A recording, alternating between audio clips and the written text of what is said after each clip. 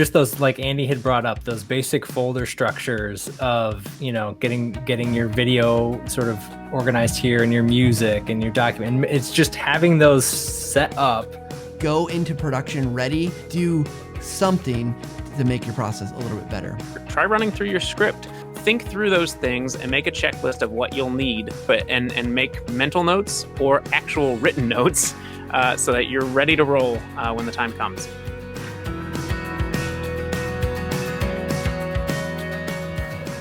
Hey everybody, Matt Pierce, Learning and Video Ambassador for TechSmith. So glad you're here. I've got Andy and Justin with me today, and we're going to be talking about the things you need to do and think about before you hit record. So gentlemen, this is something I think is going to be super exciting to talk about because it's getting us to the exciting part of actually making the video. But I think there's some key steps before you ever hit record. So what are the things you guys have thought about in terms of, like, okay, you've done your pre-planning, you've done your you're thinking about what you're going to share, your message. What are the key things you need to do before you actually hit record?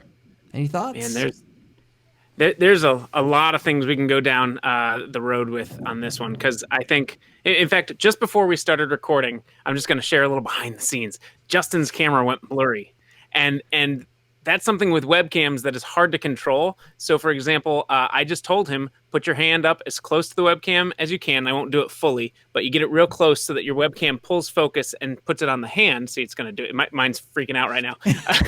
And then you pull it closer to your face so that it follows the focus and gets it in focus on you. Because what you need is to be in focus. You'd hate to start recording, and then after you're all the way done, find out, oh, didn't set focus on my camera.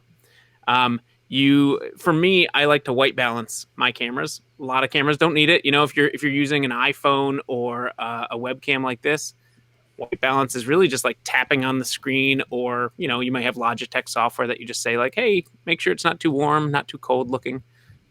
Those are like some camera things you can do, but also, man, I don't want to, I tell you, there's so many roads you can go down. I don't want to go past the value of naming conventions in how you save your assets, right? So if we're doing a screen recording video, if we're doing a video of a bunch of different video clips and we want to put them all together in our video, if we've got sound effects or narration, where are you storing all that stuff on your hard drive? Where is it going?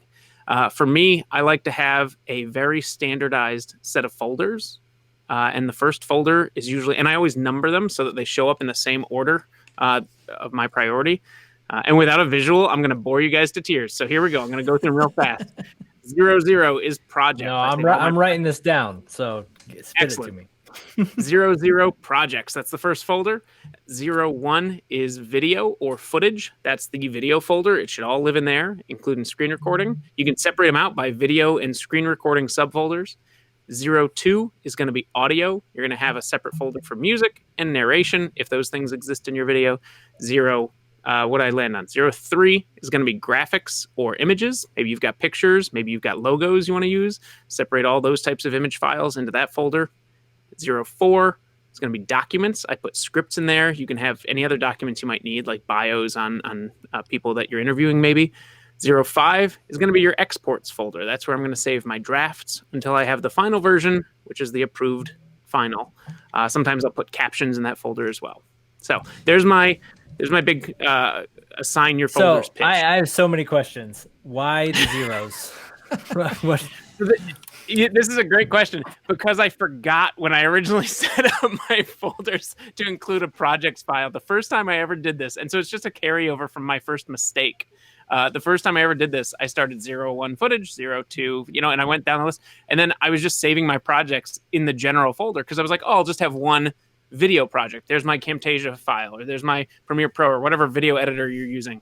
It's just going to be one. It's never just one. There's always more than one.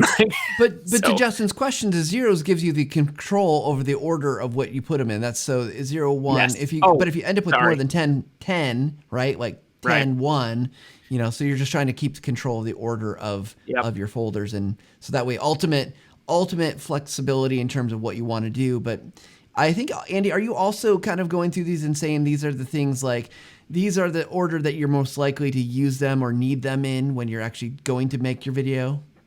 it's both priority order for me and like chronologically. I'm going to set up a project first. I'm going to then get my footage ready to go, or screen recordings. Not always. Like this is a carryover from when I did weddings. In years past, footage was always the first thing collected. Music would come later, and so for me, it was chronologically. I had the footage, then I'd need to get the audio.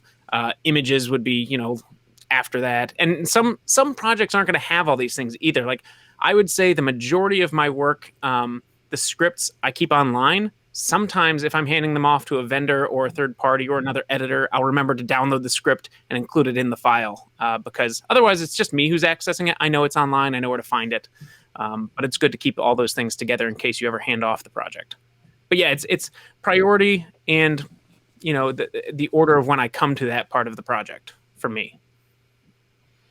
Yeah, so I'm going to come at this from a little different perspective because I agree. I have lots of folders that are projectized like that.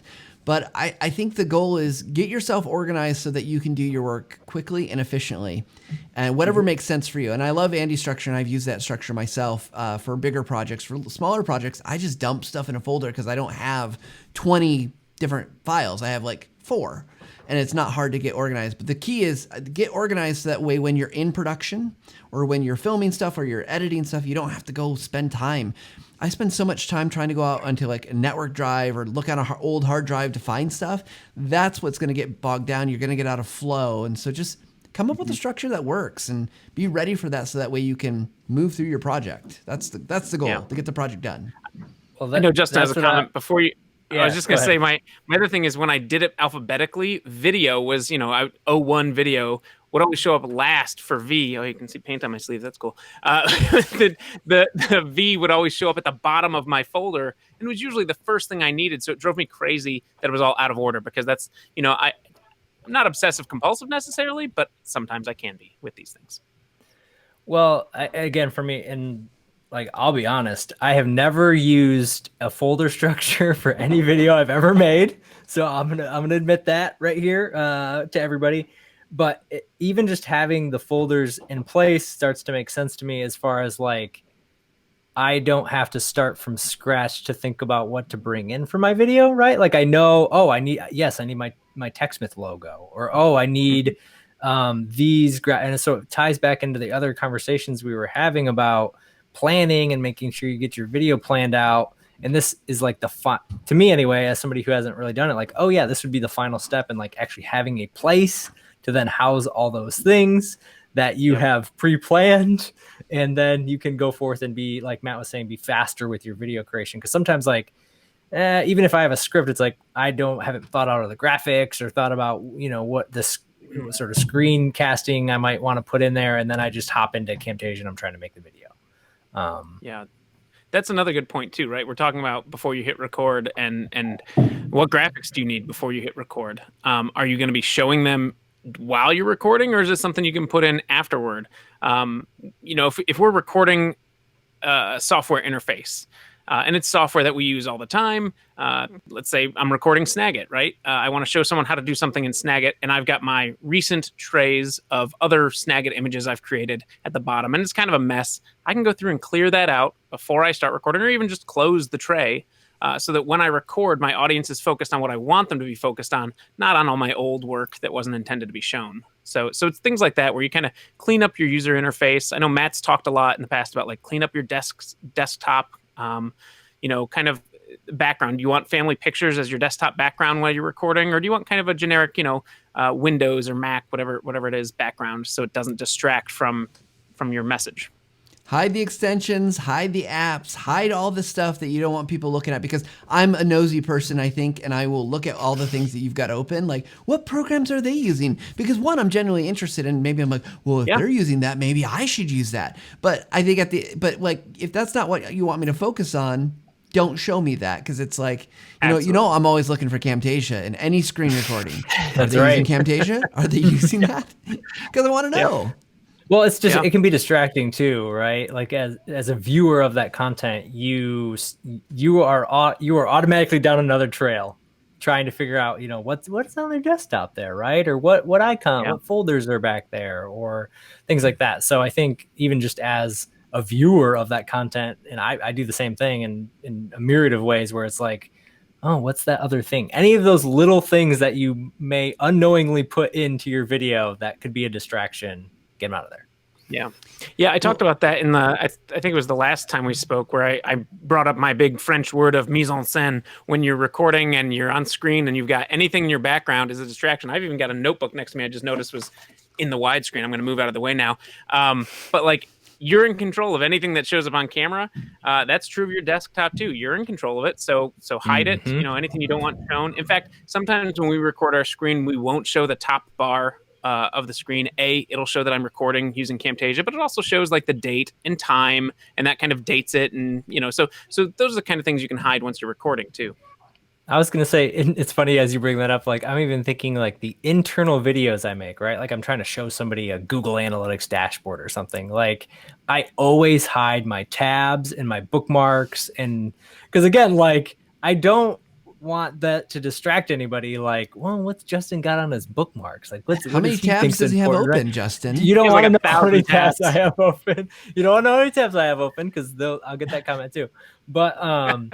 But yeah, it's like trying to limit those distractions to where and even in the shot of Google Analytics, I might even try to blow that up as big as I can to get any of the other stuff that's distracting compared to what I'm actually trying to show, which is like the data point. So I don't know if you guys have any thoughts on that as far as like cleaning up what's on the actual screen as well. I do. I mean, I think if you're doing screen recording, best practice is that you're going to run through that process at least once, because a couple things happen, right? Like you might be surprised at how the screen changes in ways that are unexpected, like things might pop up or something might cover something up that you didn't just plan for. And so you really want to just walk through that process once if you can, to see all the things that might get in the way. And also just to try to look at it from a fresh perspective, like how can I'm going to use my big word for the day is cognitive overload, right? Like if you've got lots of things happening on the screen and you're not helping me to focus on the most important thing, I'm going to start that takes its toll, and it's going to start being kind of heavy to pay attention to. So you want to try to reduce all the things that don't matter and really help the individual to focus. Now, some of this might be done in post-production, but if you can do as much as possible during the kind of the recording process, you're going to go a long way. And I was thinking, as I've heard you both talking, it's like what needs to be repeated every single time I'm going to make a video, and how can I make that just super scalable, like repeatable, and so I don't forget, because I know I always forget this stuff, right? I'll start recording and then something will pop up and I'm like, oh, I know better. And so it's just like, how can I help myself to not make those mistakes? Because ultimately that takes time. In fact, I started recording this morning and I just got to a point, I'm like, I just have to start. I think it was about 5 minutes in. I'm like, cause it's a longer presentation. I was like, I just have to start over now because it's thrown me off. I wasn't expecting it. I had to pause in a weird way. And so I think just kind of overall, like all this stuff is like find repeatable, scalable things that you can just do and make your life easier. But go through the practice run. Absolutely. And it helps to know yourself and not just your strengths, but your weaknesses. Like for me, I know there's certain things I tend to forget. And so, in the video recording studio at TechSmith, I have a sticky note on my set where especially right now where we're not using it frequently. So when I go in every time, I've got this sticky note just left where I need, and it reminds me, don't forget to take a picture for the thumbnail, because I'm going to need to have a thumbnail for this video. And I don't want it to be me with my mouth agape as I'm in the middle of talking. Right, exactly, because that's what it ends up being, or one of these open teeth smiles because I'm actually talking. So I take a picture, for the thumbnail before I start recording. I always set my white balance. Again, we talked about that a little bit, but I also have a note that says, oh gosh, what is it? It's take pictures behind the scenes, because I like to post those to my personal LinkedIn profile of kind of, what I'm working on and things that I've learned, lessons I've learned. So it's just even take some pictures for yourself. So it's all those kind of things that I know I would tend to forget. I'm going to do that right now, guys. Let's, Oh, excellent. There you go. Oh, there you go. Heck yeah. And now he has something to post, because now you need to write it on a sticky note if you're going to forget every time. Right. But yeah, it's funny because Oh, I was gonna say it's the same thing from, and again, not in the studio, but for I can't I can't tell you the amount of times I've been in uh recording a video, and then especially now with everybody remote, like you get a ping and it's up in the screen, and you get the noise, right, or whatever. And so Yeah. it's like the basic thing of like turn off notifications or turn on do not disturb, like little things like that. Because if you get all the way into this video and you're almost done, and then this thing pops up and you got this noise, and then you're distracted, and it's terrible. Yeah. So I think, yeah, having coming up with some sort of checklist like that, to where every time you go through before you literally hit record, you can just go up and check them all off and say, yep, I've minimized my desktop icons, I've cleaned up my background, I've turned off my notifications. We say that before we go live on here, right? Like, did everybody turn off their notifications, those type of things. So Well, And not just your desktop too, our phones too.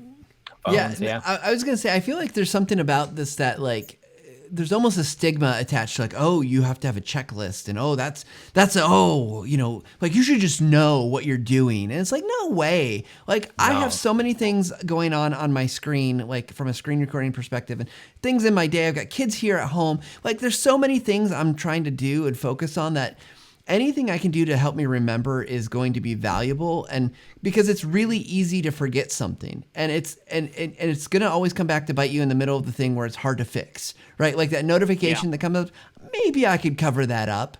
But like if something else really happens on your screen and things change, and like, it's going to be problematic, and you're just, you don't want to burn the time and the energy. I guess you get to choose, right? Do you burn the time and energy going through a checklist and creating a checklist, or do you burn the time and energy editing every single video because you have a problem? Like, well, at some point you have to fix it, right? It's what you said too, which is so key with all that, is repeatable, scalable, like all of those. Like it's like what we talked about when earlier in a previous show about creating an outline, or creating a script template, or creating a pre-check for audience questions and things like that. Because then every time it's sort of, that's how you create your video workflow, like we talked about. Like that's how you start to set up your own workflow in your own custom bit. Like that's one of the realization that I'm even having right now as we're talking, is like, oh, that's how you set that up. Like you make a bunch of videos, you figure out how to build. We lost you there for a second. You went robotic. Yeah, you build your own workflow after that. That's what I was going to say. Yeah. So again, background in wedding videos, before every wedding, even, I would send out a questionnaire to the couples, and it was a pretty stock questionnaire, so that, I knew there's certain things I always want to catch in a video. But if there's anything you guys are doing that's different than most couples, let me know about it. Let me know about anything unique. And it would also include, like, if you're writing your own vows, tell me about it. Because oftentimes there would be written things in their vows that would be triggers for visuals for me. And I think, okay, remember to go film, daughter dancing with dad at the reception. I mean, I would anyway, but like really emphasize this because she's going to talk about the relationship there, or whatever it was. They could be gifts that they were exchanging earlier in the day that had sentimental value. But if I don't know those things in advance to film them, I'm going to miss a major part of their day. So I would try and find anything that's different about this video than normal. So relating back to screen capture, prepare for what you're going to record, prepare for what you're going to capture. If you get into it and suddenly are like, oh, you know what? I didn't have a demonstration video to put in here. That's a little late. You should start. And we've all been there. Like I'll go into something, and we sometimes call it Acme content, right? Like I don't want you focusing on the content on screen. I want you focusing on what I'm doing with it. So I need some kind of, dummy content almost to just sit there and be an asset that helps me. But going into it, I don't want to confuse people and show off real assets, a real website, because then, again, we're talking about people's focus and their attention, and now they're looking at this real website that they're like, oh, I should go refinance my mortgage. No, that's not the point. Well, I think too, Andy, that the idea of like even preparing text for screen videos, right? Like if you're going to have text that you're typing out, no one wants to watch you type. But if you don't think about it, you haven't prepared that like sentence, or that, and maybe it's a username or whatever. Like, but if it's prepared, you can just copy and paste it. Like, and it's easier to edit than if like, okay, now I'm going to type this thing, that's really kind of boring. So I think it's just breaking down what you're going to do into those smaller pieces and saying, what can I just front load? Because I think with screen recording in particular, but any video, like I've been on video shoots where you and you're, you know, and other people, and we're like, did we get everything that we needed? And we're racking our brains to make sure we've got every single piece, because you can't necessarily go back. And if for screen recording, maybe a little easier, but it is hard to recreate situations. Yeah. And you can't go back and just go like, oh, well, you know, Matt's going to wear the same thing. He's going to have the same length of hair. He's going to have the same stubble. He's going to sound the same. He's going to, you know, the sunlight's going to be the same. The people that were there before are going to be there. Like you just can't control that. And so just having that list to make sure you get everything is, again, going to just save so much time. Even on the screen, I've been in a situation where I've been recording something and I came back to it a couple days later and they updated the website. It's like, that's throw it out, start over. Yeah.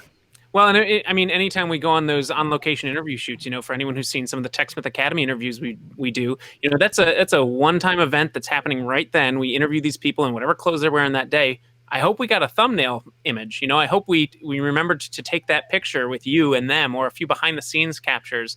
So these are all things that we have on a checklist that, you know, again, a checklist is not like an assignment that you have to do, but oh my gosh, is it helpful to have. I'm a big proponent of checklists. Even when I'm, you know, we're not talking about production yet, but even when I'm in the production phase and I have someone review a video, we use our video review service, and they can leave a comment right at the time card. And then I use that as a checklist to go through and edit it and make my changes. So a pre-production checklist is so much more helpful because, like you said, you can't always go back and get it later. I would rather do everything right and maybe even a little bit overkill the first time so that we know we've got what we need. So what are some of those things then that if I'm trying to look to make even on a sticky note pre-production checklist, like what are I know we've mentioned some of them, but are there maybe a more formatted version that what things would I add? Notifications, etc. Yeah, I think Matt's got 50 of those, but I think basically you want to, so I'm going to say the ones I know, and then Matt can fill in all the rest. Great. But No yeah, pressure. you got to have a cleaned up desktop. You want to turn off notifications. You want to make sure that the software you're actually going to demonstrate is on screen or ready to go, and it's cleaned up. Maybe you need to start fresh in that software and not in the middle of a project that you're already working on. So clean that up and get it prepared. You need to have a microphone ready to go and plugged in. You need to have, you know, your camera ready to go and framed up. All of the things that, you know, if you're not used to filming videos, maybe your checklist is going to be longer than mine because, you know, I remember certain things just out of habit. But anything that you think you might forget is worth putting on that checklist, in my opinion. Yeah, I would agree with that. I mean, I think there's lots of things that have caught me like unexpectedly, but like, hey, did you check your background before you recorded? Just a reminder, like, because I know to check my background, but I forget a lot because I'm in a hurry and I'm just trying to get it done. I think anything that's, you know, going to affect the way it looks, if there's anything that you know you need during your video, and not just for screen recording, but like if you're doing something and you know that you've been thinking, oh, I should really have a prop for this, you know, make sure that you've checked that off. Like, yep, prop is ready, or, you know, looking at the way you're dressed, whatever it is that you feel like you need. Excuse me. Make sure you've drank lots of water before, you know, like you've done all. Put it on the checklist. Put it on the checklist. Things that you just want to make sure you don't forget. And from a screen recording standpoint, I mean, echo the notification stuff. Also look at like beyond your desktop, like what else are you showing? Like even if you're going to go into a file folder, what files are you that are going to be seen? Is there other information that you don't want to be recorded that might be considered private, or passwords, or company information that you don't want anyone else to know? So you just got to be really careful and think through those things, and that list will be slightly different for everybody. But then also make sure if there's other things you're going to grab, and we've talked about this kind of with the file structure, but like your logos, your stock footage, your stock images, any kind of those things, if you can put those together beforehand. The idea is when you get into editing, you just want to be able to sit down and not have to worry about where are all the things, that you can just go to work. Because I really believe that my best editing is when I can focus on it and I'm not like distracted. It's kind of like writing. I don't know if I write for 5 minutes and then I get distracted by a kid and I come back, I'm like, okay, where was I? You just want to try to eliminate those future distractions so that you can focus on that one thing and get it done, and you know, not spend time doing lots of other things during that process. I like, as a writer and a content person, I think that's a really interesting analogy that I wouldn't have thought of as somebody who isn't a professional video editor in any way, shape, or form. But being able to actually get into the work and not be distracted is really, really key. And I think some of the problems are self-inflicted distractions of like not getting the stuff figured out before you hop in. And so I like that idea of, yeah, like get everything set up. So when it's like doing your research ahead of time, if you're in a writing project, the problem with a lot of writers is you try to do everything at once, research, write, and edit all in one session. And that's horrible. So because you're trying to do the research, write the sentence, and then make your sentence sound perfect all at once. Whereas if you segment it out and say, okay, I'm going to do my research first. So in a video aspect, I'm going to do all my research, get all my planning set up, then I'm going to record, and then I'm going to do my editing. It's chunking the process up that way, which I think, at least in my brain, makes a lot more sense. Yeah, there's one.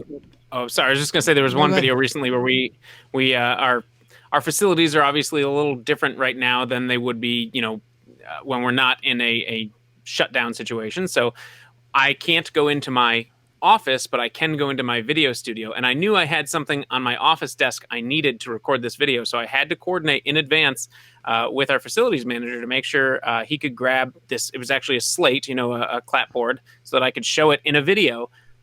But I knew in the script it said Andy holds up clapboard and snaps it once. And I was like, oh, do I have a clapboard? Do I have one nearby? Like, I need to make sure that's actually ready for me in the studio. So normally I would have grabbed it, but I had to coordinate that in advance. So yeah, it's those kind of notes. Like, what does it say in the script? What did I write that I want to physically show off? Is it a prop? Is it on screen? Those are the things that you need to have at the ready. Yeah, and I'll just say, if anyone's looking for resources, I'm pretty sure in the TechSmith Academy we have some of these documents, these checklists. I don't remember which course it was exactly, but we can link to that. Also, if you're doing a very complex shoot, we've got a shot list template that you can go through and create that will help you know all the things going into your video shoot, what you need. We've got storyboards. If you use your storyboard well, that can also help you to create these templates. But gentlemen, I think we've covered a lot of ground here. There's a million things you could prepare to get ready to go into production. But let's wrap up with our final takes on things you've learned or things that you would last recommend. Justin, let's start with you as someone who hasn't done this much. Yeah, I think for me, just those, like Andy had brought up, those basic folder structures of, getting your video sort of organized here and your music and your document. And it's just having those set up. Literally, I have to make a video today at some point. I'm going to do this. I'll set it up. I'll set up my folder. And for the first time ever in my life, I will try to create a video file, a video like Andy does. So there we go. Nice. Perfect. Well, let me just say, as we'll give Andy the last word here, but what I'm going to say is, like, do something. Don't just expect that you're going to have everything and it's going to just all work out. I don't care how much or how little you plan and prepare and folder structure. Just do those things to help you go into production ready, so that way you're not spending and burning time. Because I think that's really the most important part of this. It can look in a million different ways. However it's going to work for you, but do something to make your process a little bit better. Andy? Yeah, I would even say one thing that we didn't bring up that I think might be helpful for all of this is, if you want to create that checklist but you don't know where to start, try running through your script. What do you hear yourself saying? And visualize what it is that you're going to be showing at that time. Is it your face on screen, or is it software on screen, or is it a prop? Is it footage of someone else riding a bike or doing something? Think through those things and make a checklist of what you'll need to do this video. You don't necessarily have to run through it like a dry run where you're actually reading it, but just actually personally read through it and make mental notes or actual written notes so that you're ready to roll when the time comes. Perfect. Excellent advice, gentlemen. We want to thank everybody for tuning in. Of course, like and subscribe wherever you are, YouTube, iTunes, whatever. We'd love to have that privilege to be in your inbox more often than we are. So thanks everybody for joining us, Andy and Justin. We're so great, always a great conversation. We'll be back with more topics, more conversation, and until next time, we'll see you again.